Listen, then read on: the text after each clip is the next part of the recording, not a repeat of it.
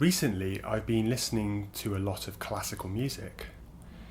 Every morning I'm woken by my alarm clock, but instead of harsh bleeps or buzzing vibrations, my alarm wakes me with classical music. What that then means is I end up lying there listening to the music instead of getting up.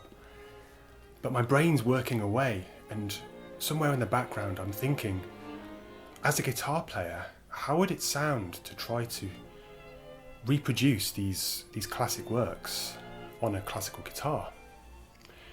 Now, of course, I can't replicate the sound of a full symphonic orchestra with just 6 nylon strings. But what I can do is begin to approximate the sounds of how the piece is basically supposed to sound. And I can still honour all of the harmonic aspects of a piece. So the first project that I've been looking at to explore with this idea is a string quartet by Maurice Ravel. The reason why I picked a string quartet is that there's only 4 instruments. All 4 of them are string instruments, so a guitar is a natural choice to replicate those sounds. The only difficulty is that although there are 2 violins, those are relatively easy to read the music for, but there's also a viola and a cello. Now, those 2 instruments are written using a different clef or different musical notation than I'm used to as a guitarist, so I've had to go away and brain it out how to actually read those clefs. The second challenge has been replicating the cello piece, because a cello goes down very, very low into the bass registers. And again, a guitar can't replicate those bass notes. So I've been thinking of the one option, which is to acquire a 5-string acoustic bass guitar which can replicate that low C that the cello part requires for this particular string quartet.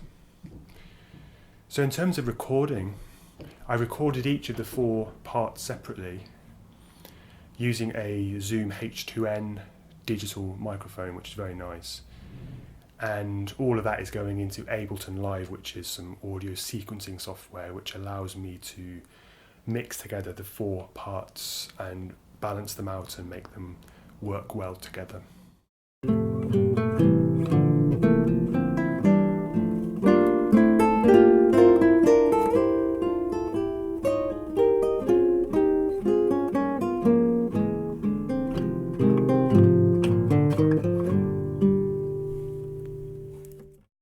So this project has been very fulfilling and interesting, even though I've only covered the first 8 bars of this string quartet.